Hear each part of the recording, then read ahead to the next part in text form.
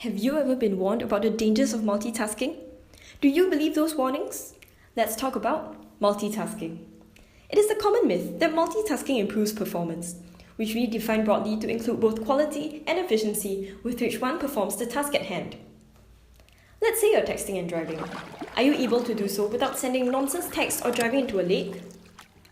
If multitasking is already hazardous to us when walking, how much more of a hindrance would it be in other areas of our lives? Nonetheless, our interviews and personal experience show that many of us cannot live without multitasking. Let's hear from our friends. Hi, I'm Nadia. I multitask every day. I listen to music and do my readings at the same time.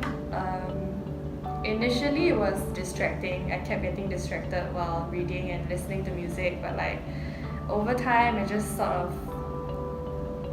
of became a coping mechanism for me to study and have the music in the background.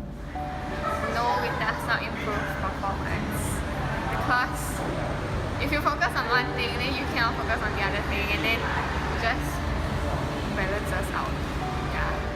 I multitask almost every single day. So I think it depends. So if this activity you do almost every day, then it will improve, and you'll be more you'll do it better. Whereas it might not be more efficient because it's something you don't do every day. I can live without multitasking because I'm really bad at multitasking. When I message, right?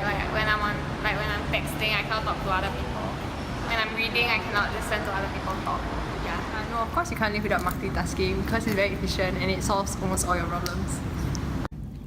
No, I cannot live without multitasking because I think it's more efficient if you multitask, do many things at one time. Turns out, multitasking is an indispensable part of our lives. Through 2 research articles, we set out to discover, first, the actual impact of multitasking on performance, and second, why we can't escape from the urge to multitask. Our first study concerned the impact of multitasking on note-taking and learning in a college classroom setting. Meet Andrea and James. Any resemblance to actual persons living dead or undead is purely coincidental. They attend the same class and are encouraged to take notes. They are later assessed on the quality of their notes and their test performance. Multiple choice questions were used to measure their ability to learn facts, thus lower order learning. Essays, on the other hand, were used to measure more cognitively demanding skills such as application of information. In other words, higher order learning. Andrea does not text during class and pays full attention. James, however, has been texting throughout the presentation. How did this impact his learning? The quality of his notes were lower and he had lower scores on the MCQ. This shows that multitasking had a negative impact on lower order learning.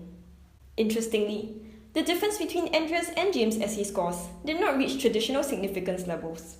This suggests that no direct impact between multitasking and higher order learning has been found. Although Andrea doesn't text in class, she makes up for it by texting while driving.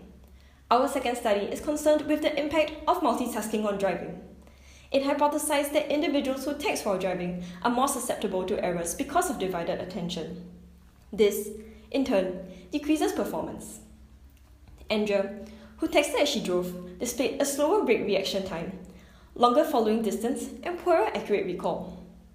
This might be due to an increased reliance on reconstructive memory when multitasking, which led to an increased susceptibility to errors.